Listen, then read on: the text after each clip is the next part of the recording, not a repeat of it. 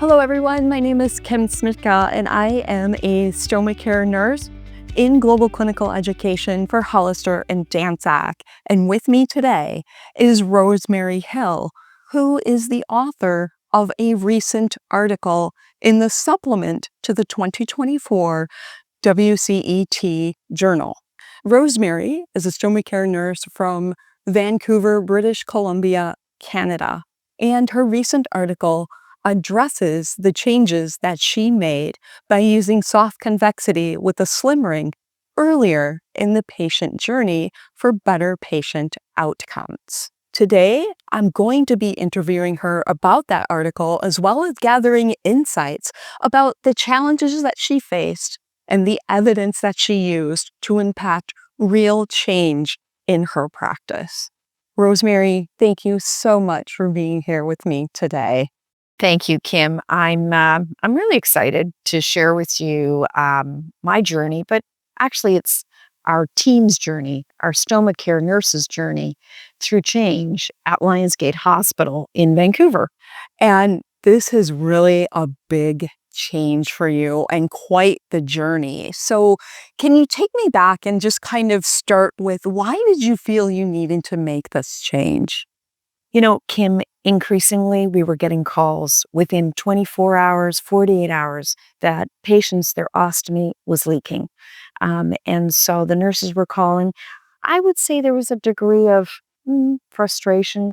Why is this happening? And also, leakage is upsetting for the patient, thinking that in those first few days of having a stoma, something some not expecting, and suddenly there was leakage. And they could see the look on their bedside nurse's face. There was a problem here. But not only is the upset to the patient with leakage, but there was leakage that would spill over sometimes to the midline incision. And sometimes that leakage even caused some skin damage. So, with those three variables, we knew our standard of care was not really suitable for our patients. And we had to change that. So, I thought, okay, what is the clinical evidence? Is there evidence out there that I can pull on that supports the notion of using soft convexity right in those early days? And so as I looked at the literature, and also I went to a conference, it was a WOCN conference, and I heard a panel of stoma care nurses talking, and they said they were introducing soft convexity early days, like in those first day 1, day 2, day 3. And I thought to myself, I am too. I am too. To manage leakage, I'm introducing it right at the beginning. So I came back from conference with this whole notion of how could I move the needle forward and think about introducing it even sooner. So, Rosemary, take me through some of the changes that you had to make and how you went about making those changes. Now, I know in the article you refer to a model that was introduced in the 1940s by Kurt Lewin, and it really was a very simple process that involved 3 steps: unfreezing, changing, and rephrasing. So could you kind of take us through some of the changes that you made in your hospital and maybe talk about that unfreezing? You already said that you identified some of the problems you were having as leakage, and that's where you started to realize, oh, we need to unfreeze. We need to make a change. Yeah, we really needed to begin the process and look at all the variables involved when it comes to change. Change in equipment, in other words, making sure that we had soft convexity and a slim ring available in the operating room. We had to make sure the warehouse in Vancouver was easily stocked with those products. We had to educate the operating room nurses and the recovery room nurses, and postoperatively, the nurses who were going to be looking after those patients on the surgical floor. A lot of people involved. And of course, absolutely, I had to talk to our surgeons. And so I first of all had to validate with the surgeons that indeed we had an issue. And they could see that using a flat barrier right at the get-go was problematic and that our patients were leaking. And they recognized that some of that leakage was spilling on the midline incision. So they're very open to the change. Actually, you know what I did, Kim? I took some photos of patients in that early postoperative or the recovery room phase where they were leaking within hours of the surgery. I took photos and I then drafted up an email and I sent that to the surgeons to explain why I wanted to do the change. And they were on board 100%.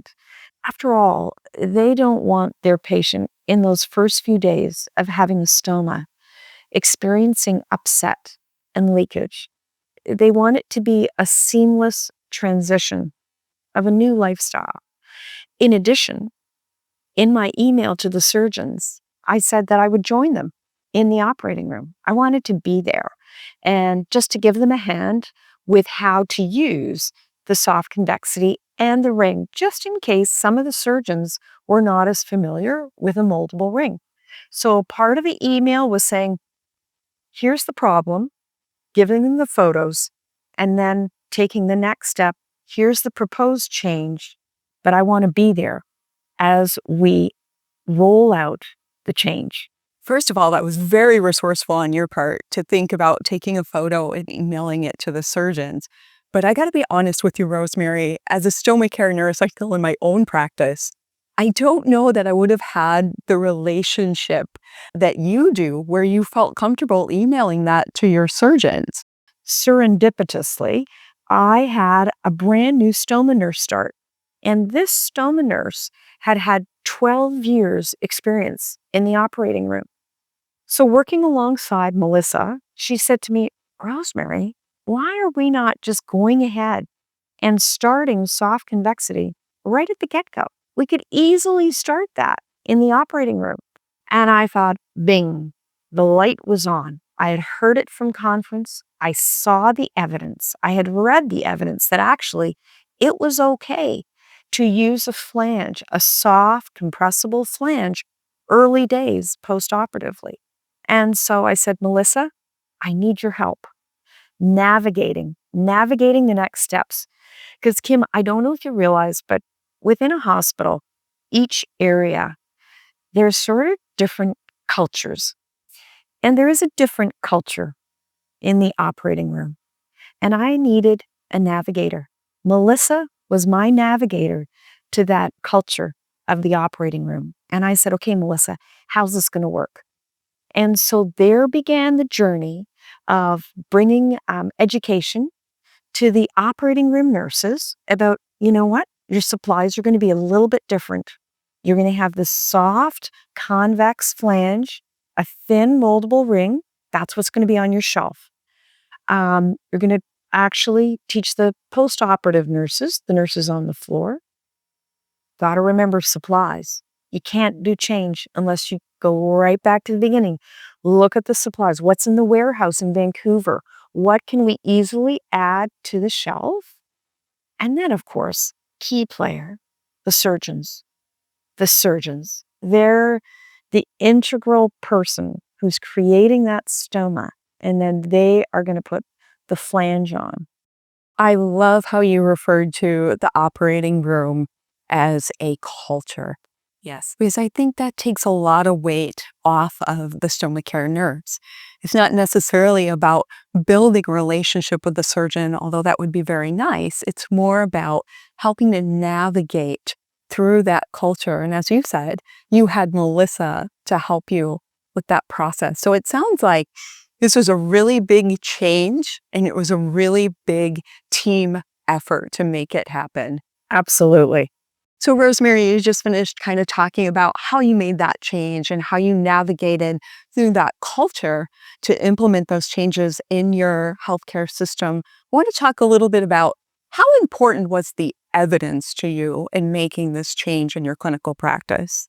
It's actually really important.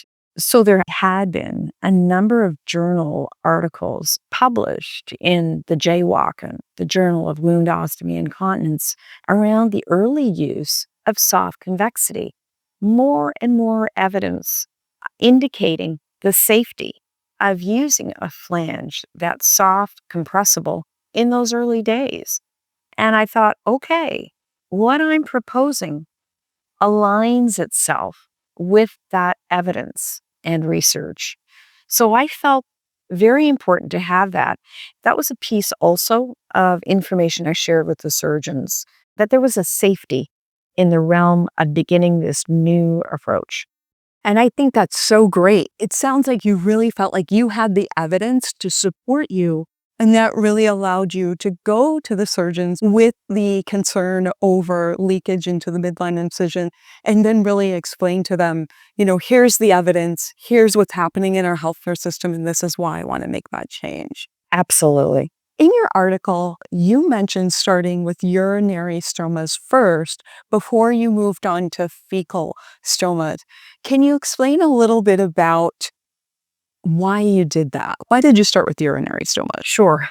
Consistently, more than 90% of the time, that's where we were experiencing leakage. In fact, it was in the recovery room. The recovery room nurses would call us and say, hey, the ostomy pouch is leaking. And so this was the starting spot for me. This is where I knew the output of a urostomy is really thin. And so let's start with a slim, moldable ring and soft convexity. So I began introducing it to the urologists and the OR nurses who were in the operating room suite of urology. They were on board 100%. What was exciting is the first 7 patients through, 0 leakage, no phone call from the recovery room. And that's where I knew, aha, I'm onto something. So if this is working so well with people who have a urostomy, why don't I take it to the fecal stomas? Why would I not just roll it out right across to ileostomy, colostomy, have the whole OR suite? Everybody who has a stoma receives soft convexity and a slim moldable ring. And how big of a jump was that for you to go from just putting it on urostomy patients to then deciding, oh, we're going to put it on everybody, even those who have fecal stomas? When I saw the outcomes with urostomy patients, it just made so much sense to move it to all fecal stomas, because in those early days of an ileostomy or a colostomy, the effluent is quite thin. Yeah. And we know that when the effluent is thin, it is more prone to leakage. And so I thought, no, this fits. It fits to use the soft convexity right across the board to both urostomies and fecal stomas. So, Rosemary, a big concern of many stomach care nurses using convexity, especially in the postoperative period, is that they might cause a mucocutaneous separation. So, what are your thoughts about that? And probably more importantly, what has your experience been? I think the early literature, you're absolutely right, Kim, did sort of caution stoma care nurses about convexity in that early postoperative period. The evidence seems to be changing, and it is not as hard and fast at all related to that. But I want to assure you, most importantly, that I began to look and collect the data on the patients who were started in soft convexity and see how much or how many of them actually ended up with any degree of separation, any kind of mucocutaneous separation. And I'm pleased to say in the first 6 months, there was only one. And in that one case, the person had a very large BMI. And actually, the surgeon called me right after the surgery and said, Rosemary, I'm sorry. It was a very difficult stoma, and you may find that it's going to retract. And indeed, within 24 hours, the stoma just pulled inwards circumferentially.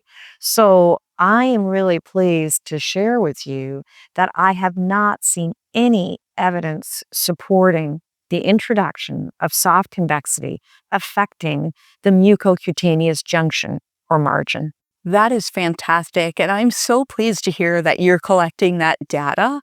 What are your plans to use that data?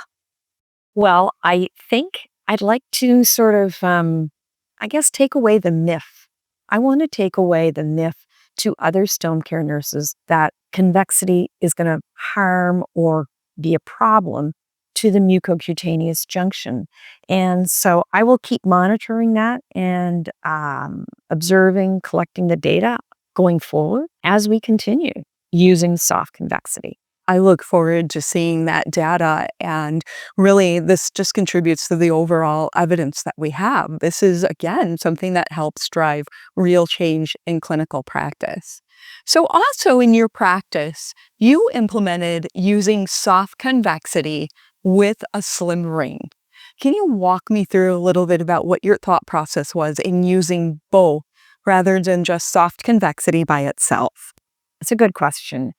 I felt that the patient would benefit from that extra seal of security, let me put it that way, because so often in that first 24 hours, the effluent is so thin, or with a urostomy, it's urine. And I felt that introducing a slim ceramide ring would just afford that extra degree of security and protection.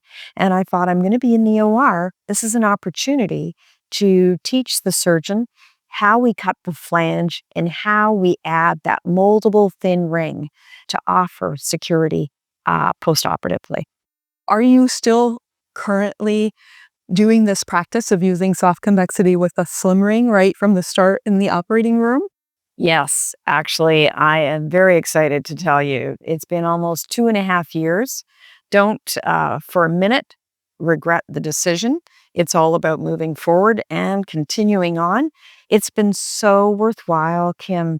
The amount of referrals we get for people experiencing leakage is almost nil. So that translates to me as patients not experiencing that emotional upset when you have leakage right in those early days. It's not happening. And so I'm really pleased to share that with you. And yeah, close to 2.5 years now. That is outstanding. And the fact that you have cut down the number of referrals that you're getting for leakage. So, over 2.5 years, I'm sure that you've probably had some challenges during that time, or maybe there's some key takeaways you can share with us. I think on a very much a positive note, the staff nurses have noted that there is less leakage happening. So that's been terrific. The challenges I have to remember, there's been huge staff changes, turnover, as there has been in so many hospitals. We go through sometimes fluxes of new nurses that have just graduated. And so I need to go back to both the nurses on the ward, but also the nurses in the operating room and share with them that change that occurred 2.5 years ago and the difference it's made for so many patients, that they don't experience that leakage in that first day, second day, or third day. And so their beginning journey with their ostomy is a positive start versus leakage. And so I need to go back and keep reminding.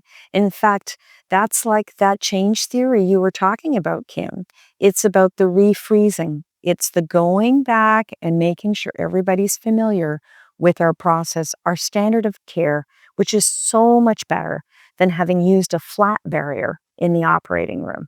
You know, Kim, it's a really fragile area when you wake up and you have an ostomy and you're wondering what this whole new life is going to be like.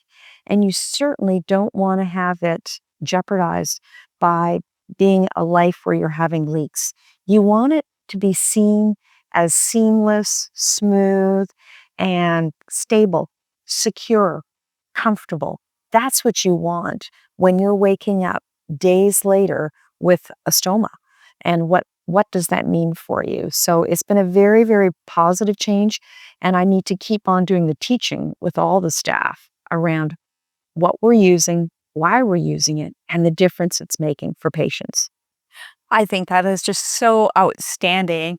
And You talked about feeling like you want to go back and remind your current staff of the changes that were made and why those changes were made. But do you also feel like you're influencing the next generation of stoma care nurses by helping them understand the impact this change has made? Absolutely. The stoma care nurses are being influenced. Frankly, our stock on the shelf is very clearly soft convexity, certainly in the operating room and on the surgical floor.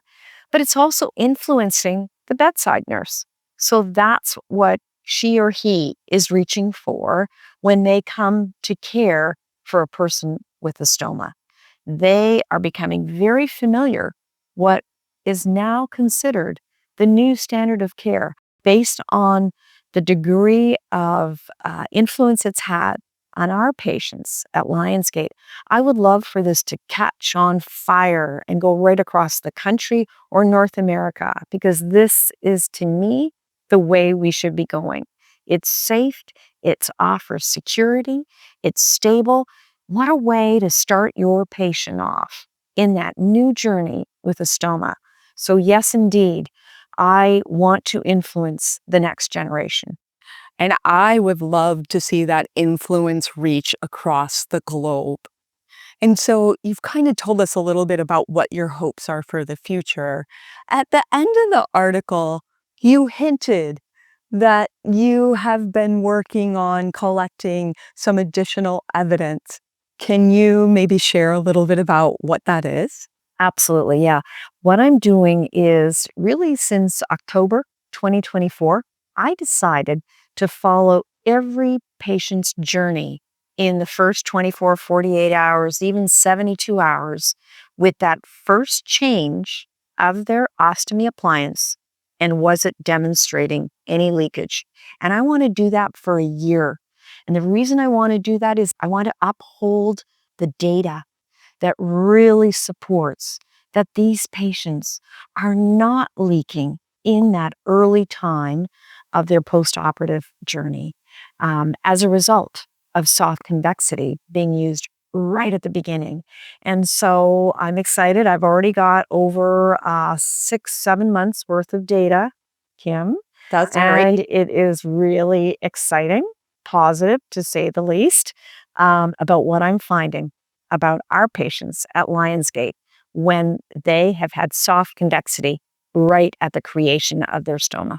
I look forward to reading all about your findings when that comes out. And Rosemary, I can't thank you enough for being with us here today. So we know change is hard, but what you really shared with us today is that it is possible when there's evidence to support it and there is a desire for better patient outcomes. Absolutely. And you know what else, Kim? I would add on to that, when it comes to change, it's about communicating. It's communicating to so many different groups and looking at who are the key players in the operating room and making sure that you really maybe even over communicate the plans, the changes, but it's also about a team. I had a team that was very supportive of this change as well. So those would be two ingredients that I would emphasize when it comes to change. I absolutely agree with you. And I want to thank you, Rosemary, for being here today. This has been an incredibly informative session. And it's clear that you are very passionate about not only this topic, but your patients.